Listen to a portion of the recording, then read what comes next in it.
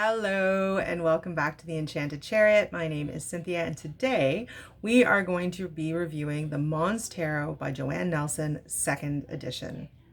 So this deck started out as a Kickstarter and it reached its goal very, very quickly. The first edition was super, super popular. I mean, if you even tried to get your hands on a first edition, you're looking at obscene amounts of money. But I am super grateful that Joanna has released her second edition because it is fantastic. Anyways, so as the Kickstarter reached certain goals, the creator released gifts to the backers as a means of saying thank you and maybe introducing her other pieces of art. I'm not sure, but I'm super happy that I got some. So I got 4 bookmarks, and so here is Death, and I'm definitely going to use these. They're lovely, and we have the Ace of Pentacles, and we have Strength, and the Empress. And I also received 7 sort of postcards, and they're 5x7, they're glossy, they're cute. So the first one, this is sort of like the mantra of the deck, which is breathe in courage, breathe out love. I love the saying. I love the card, of course, that strength on the front. Then I got a nice sun, and she signed it! So cool. And then also I received 5 other postcards with these cats on them that come from Joanne's Oracle deck. And unfortunately, with the way things are right now in the world, I definitely cannot afford that deck. And, you know, I have to watch my pennies like the rest of us do. But the cool thing is that I do have these wonderful postcards with her cats on them. And aren't they adorable? And such a genius way to advertise too, because the cats are playing the MONSTAROT. This is my favorite one with the spider lifting up the 3 of Wands. And then I love the spirits flying above their heads. It's so cute. And one more. So I'm gonna frame them. They're absolutely adorable. I really like that touch, you know, when it comes to Kickstarter, how sometimes you do get cute little gifties. So let's get into the cards. So here is the box, and I've already rifled through this box and enjoyed myself. It did come, oh, I should show you this. It came in this sweet little bag that's got stars and moons on them. And of course you can repurpose this bag for potpourri or some sort of herbal concoction. However, I'm keeping this, I'm keeping the deck in here. Just it decreases any chance of damage. So here's the box, very cute. And you know I'm a big fan of small boxes because they're easy to transport and easy to store. So it also has this really nice magnetic closing here, keep your cards nice and secure. And then it opens up, and inside you can see that there are some of her cute little creatures on the inside. The deck also comes with a little white book. So this little book has about 70 pages in it. The pages are not numbered. Inside there are no pictures or thumbnails of any of the cards. It is strictly black and white.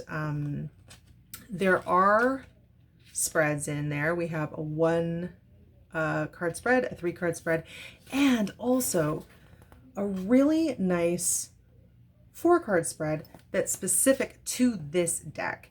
And of course you can use that spread with any other deck. I just really like that special touch that a creator can give us when they give us a really nice spread for their particular deck.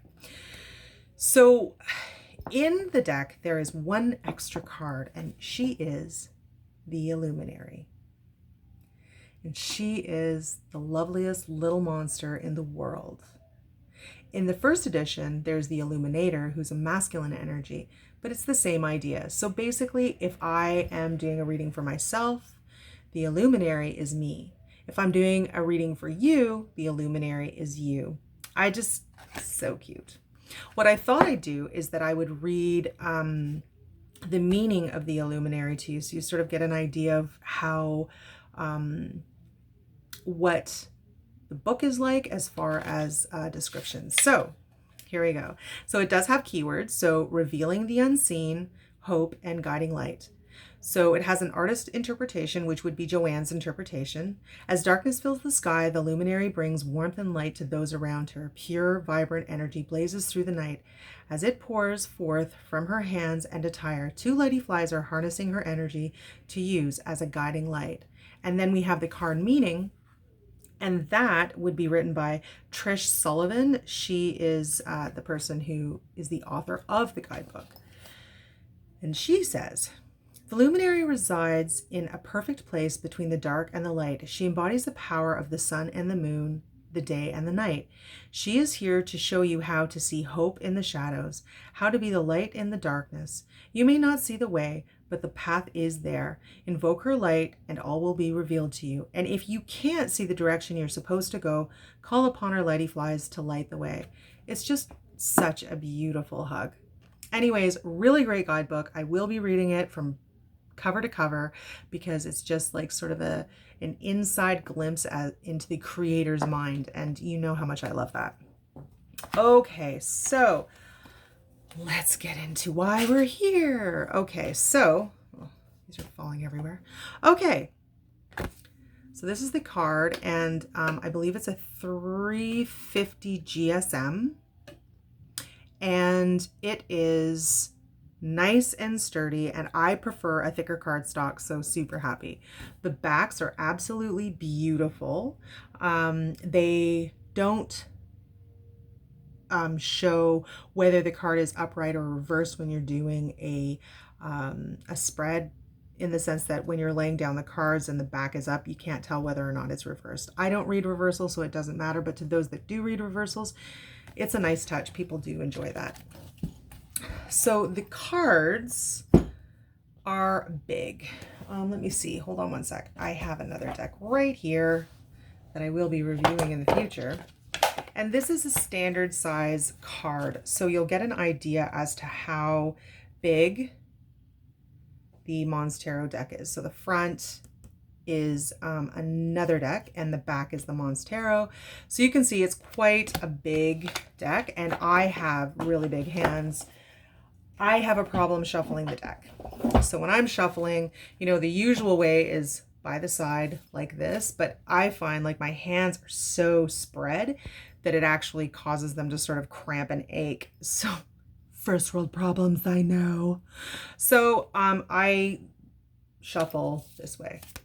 Nice shuffle, very clean, nice and slippy, no sticking. The cards are quite matte. They're not very shiny, which I also appreciate. I'm not a big fan of the gloss. However, as you know, if the art's good and the guidebook's great and it's got really awesome reviews, chances are, you know, I'm going to be interested. Hells yeah.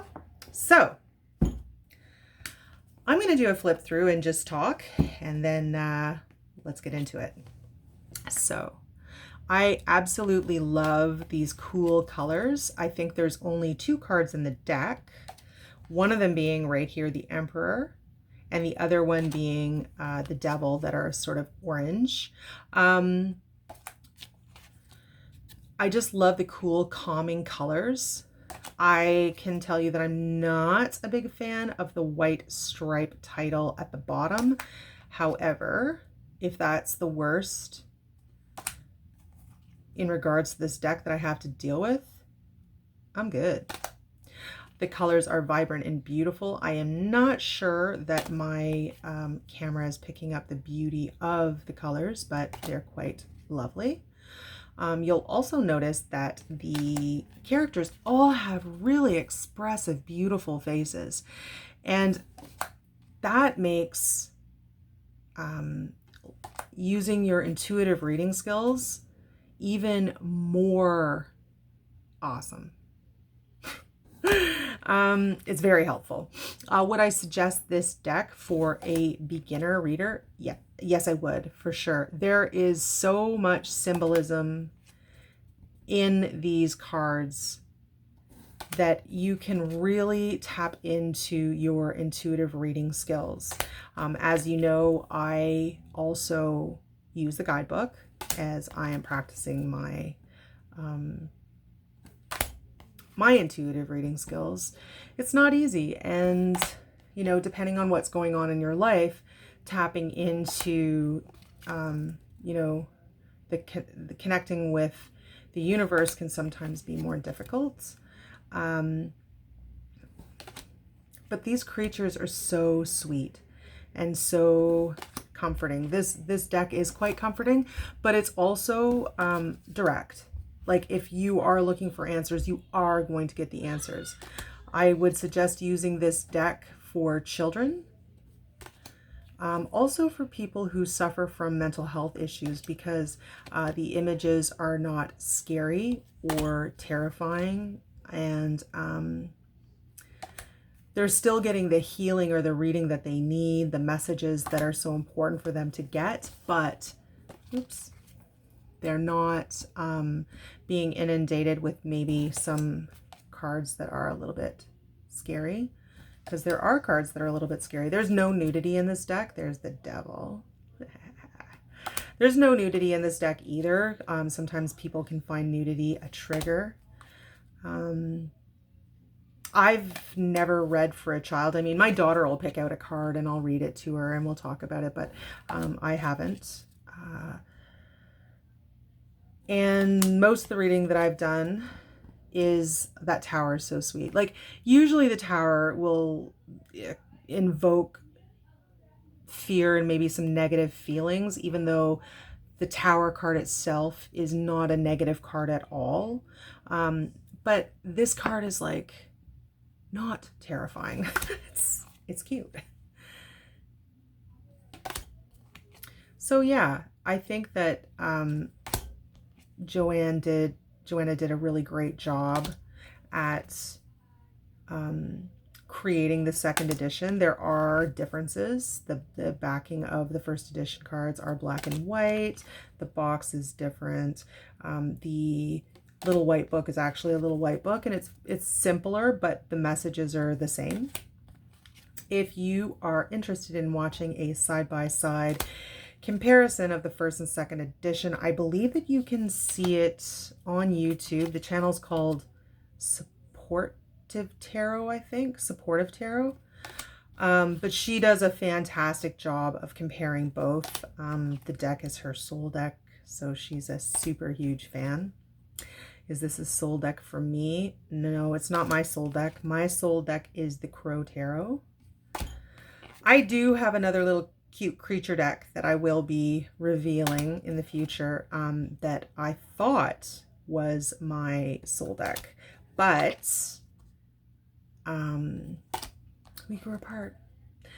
And that sometimes happens in a relationship. You just sort of like all of a sudden one day you just sort of grow apart. And I'm okay with it. It's still a very cute deck. But I think if I had to downsize, I would be getting rid of the other deck. Not this one. This one's a keeper, definitely, for the rest of my life. It will probably remain in my working deck cabinet for sure. I do want to practice with this deck, or use this deck with a friend and see what they think.